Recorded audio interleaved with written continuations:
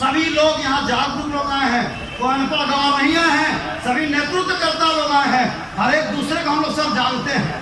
लेकिन हमको खोज के आना पड़ा, लालचंद मौलाबाद की कहाँ हो रहा है, हमको तो मेरी वाइफ 2 महीना पहले डेथ करके ब्लॉक में नौकरी करती थी, खोज के आना पड़ा। इंटरेस्ट है मेरा, हमारा भी क्लाइंट बैठा है, लेकिन जिसको इंटरेस्ट होगा वो आएगा। ये भावना रखिए और सबको जोड़ने का काम करिए। उसका बाबूजी देगा आरक्षण हम उसको देंगे, हम बहुसंख्यक हैं, हम आरक्षण देगा। और ये हमारे एक भाई बोले कि जातीय आवासीय एक बार बनेगा, जाति आवासीय। हाँ, कोई धर्म परिवर्तन करता है, वो एफिडेविट वो कहेगा हमने धर्म परिवर्तन किया। हम सूरी का बच्चा है, मुर्गोलन ढूंढी प्रखंड के खतियानी है, रोज जाति प्रमाण पत्र बनाएंगे। जीबू सब इसी मत पे पहला मुख्यमंत्री बना दे, 3 मार दो, जो गाज से चढ़ेगा उसको सिपाही बनाए, केस बनाया। आज भी आदि समाज के लोग तत्वन पत्ता ईंटा ढोते हैं, आदिवासी का कल्याण करो। ये बहरूपिया लोग झारखंड मुक्ति मोर्चा मांग लिया है, ठेकेदारी करता है, वो पक्का झारखंडी हो गया। हम लोग सारा आंदोलन किए, जेल गए, हम लोग झारखंडी नहीं है। इसलिए जो नेतृत्व आप लोग कर रहे हैं उसका हम साथ हैं, गलत का गलत, सही का सही। कोई पार्टी रहिए, बीजेपी में, कांग्रेस में, कोई दल में रहिए, हमारे घर का भी साथ रहिए। नहीं तो जैसे अलुआ सड़जा उठा के बिक देंगे, कोई गिरेगा। संगठन बहुत बड़ा शक्ति है, 1000 अगर पीटेंगे आदमी, कोई नहीं पता क्या मालूम है। अगर इसलिए वो समाज का जो विरोध करता है वैसे को चिन्हित करिए। और आने वाला चुनाव में हमारे गांव तरफ से बहुत लोग आए हुए देख रहे हैं, बीच में बैठे हुए। तो मेरा कहना है कि हम बहुत ले लिया समय आप लोगों को, बोलने का नहीं, काम करने का। जो भी मेरा नतीजा करते हैं, सभी का नाम, सभी का गांव, सब क्या करते हैं और उसका मोबाइल नंबर, इतना करिए। हर दुख सुख में साथ हम लोग रहेंगे, हर गांव में करेंगे। इसलिए ये मिलना तय है, मिलेगा। और इनसे हम रिक्वेस्ट करेंगे कि आप पूर्व विधायक हैं, पूर्व हमारे मंत्री लालचंद महतो जी हैं, उन लोगों को गवाह दीजिए। इसी सत्र में, आने वाला सत्र में इसको लागू करो, अन्यथा तुम जब हारोगे तो हम, अभी तो बीमार हमारे आपका जगन्नाथ महतो जी है, ठीक है, भगवान के यहाँ से पन्ना गुप्ता जी हैं, हमारा बगल में वहीं बगल रहते हैं, एक करके भेजेंगे, करेगा तो हम किसने नहीं करेगा। इसलिए भाई आप लोग डरिए नहीं, हम लोग पूल करना। हमको एक वकील बोल दिया था पेपर है, हमने कौन बात का पेपर है, साला मैं पढ़ के आया हूँ, तुमसे पर कौन सी कमजोर है, मुंह तोड़ने के पेपर का नाम लेगा। तो गाड़ी बोलिए करता, गाड़ी ले लिए, हम बोले साला मेरी बीवी का 1 लाख कमाई है, तो गाड़ी तो गाँव पड़ता है। कहने का मतलब देखना नहीं चाहता कि हम लोग के जैसा आदमी को, और हम लोग उसी का हाजिरी करते हैं। इसलिए सबसे हाथ जोड़ के निवेदन करते हैं कि सभी जाति में अच्छे बुरे लोग हैं, जो अच्छा है उसका जरूर इज्जत करिए, जो गलत है और वो लोग कहता है कि हम ब्राह्मण हैं, ये क्षत्रिय हैं, तो बाकी हम लोग यहाँ नीचे कहता शूद्र है, बिना गोल का चल नहीं सकेगा, बिना कुछ नहीं कर सकता। ये बांटने का काम पंडितों ने किया है। ये 3% लोगों ने पूरे हिंदुस्तान को बिगाड़ा है, जातिवाद को बोला, सूरी बिहार, सूरी सगाओ, यादव, इस्लाम, घोसी, फलाना चिलाना, बंटवारा करके राज करने का कोशिश किया है। ऐसे लोगों को हम लोग छोड़ने वाले नहीं हैं। और अगर हम लोग संगठन नहीं, एक भी सीट नहीं ले सकता है, 6 विधानसभा में 1 सीट भी नहीं ले सकता है वो। और हम लोग को थोड़ा त्याग का भावना आना चाहिए, सर्वसम्मति नहीं तो SC/ST OBC का पार्टी बना देंगे, हम लोग कैंडिडेट बनाएंगे, 1 पैसा उसको हारे चाहे जीते घर का वोट देंगे, लेकिन सर्वसम्मति से। बहुत हम बोल दिए। जय हिंद, जय झारखंड। तब कर्पूरी ठाकुर जी मेरे बहुत निकटतम थे, उनका हम जब वो आरक्षण लिए तो इस तरह से भद्दी गालियां दी गई, उस तरह किस तरह पटना में हर जगह उसको बेइज्जत करने का प्रयास किया गया, ना जाने किस तरह का मनगढ़ंत आरोप लगाया गया। ठीक उसी तरह जब 90 में आरक्षण लागू हुआ तो देश भर में तूफान मच गया। देश भर में कहीं लोग कोई अपनी शरीर पर किरासन तेल छिड़क के आग लगाना शुरू कर दिए। ऐसा लगा जैसे हम लोग इस देश का है ही नहीं, हम लोग इस देश के बाहर के नागरिक हैं।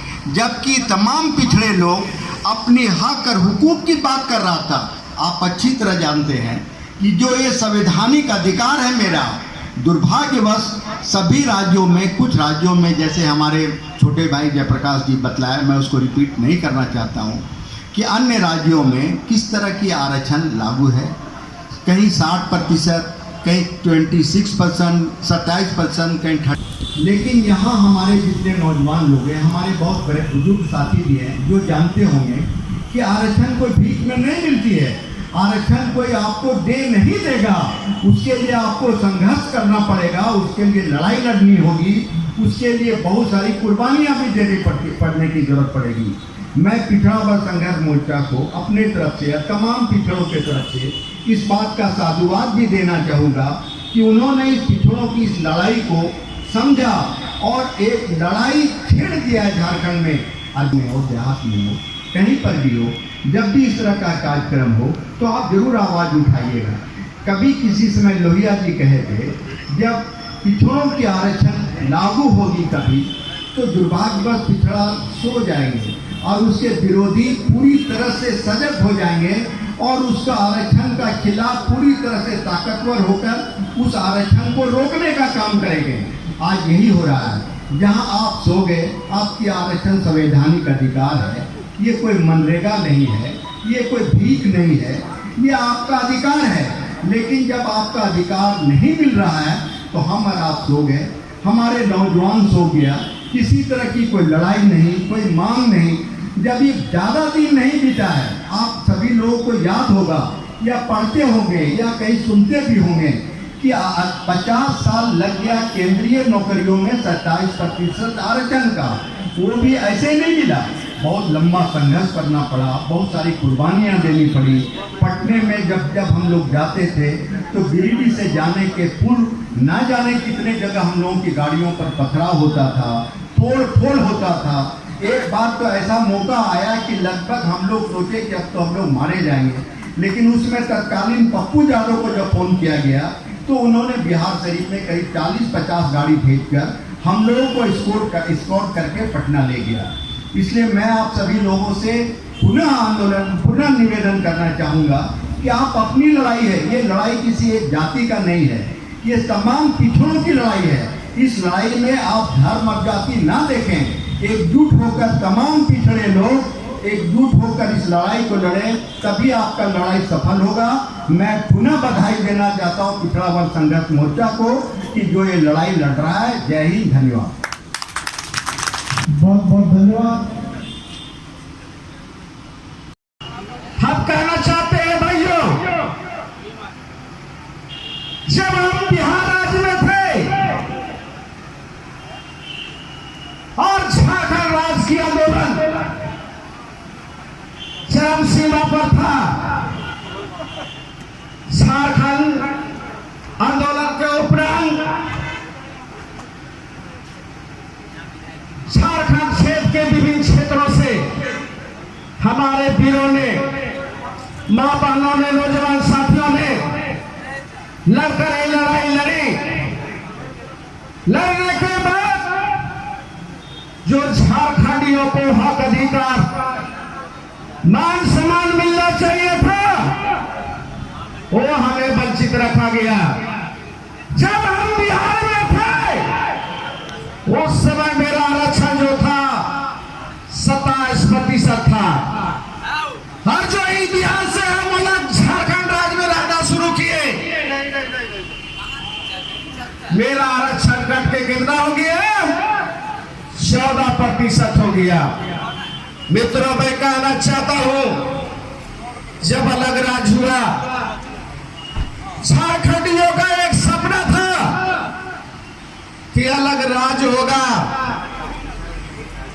हमारा सरकार बनेगा, हमारा शासन रहेगा, गरीबों का उत्थान होगा, जो पढ़े लिखे बेरोजगार है उनको रोजगार मिलेगा और नौकरियों में जो है आरक्षण मिलेगा।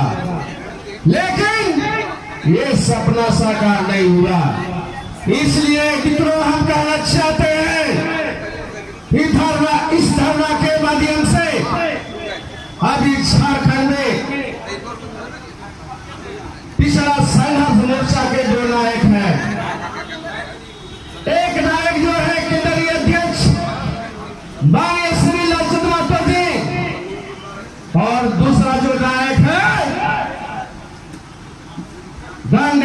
पूर्व विधायक पिछड़ा वर्ग संघर्ष मोर्चा के प्रधान महासचिव माननीय श्री जयप्रकाश वर्मा जी, ये दोनों के नेतृत्व में आज 28 अक्टूबर को पूरे राज्य में जिला मुख्यालय पर झारखंड सरकार के खिलाफ हम लोग बिगुल फूकने का काम कर रहे हैं। अगर झारखंड सरकार धरना के माध्यम से हमारी जो मांग है, हमारा जो हक अधिकार है, अगर सरकार नहीं देती है तो पूरे राज्य में, पूरे प्रदेश में 12 घंटे का जो है झारखंड बंद करने का ऐलान करेंगे मित्रों। अगर इसे नहीं माना तो हमने जो है रोड रेलवे जो है बंद करने का भी काम करेंगे। इन चंद शब्दों के साथ अपना वाणी को विराम देता हूँ। जय झारखंड, जय पिछड़ा वर्ग, इनकलाब जिंदाबाद। आवाज जरा जोर से दिया, दोनों हाथ जो है खड़ा करके बोलिए, क्योंकि ये आवाज जाएगा जिला। हमारी मांगे पूरी करो, हमारी मांगे पूरी करो। पिछड़ा वर्ष 36% आरक्षण देना होगा।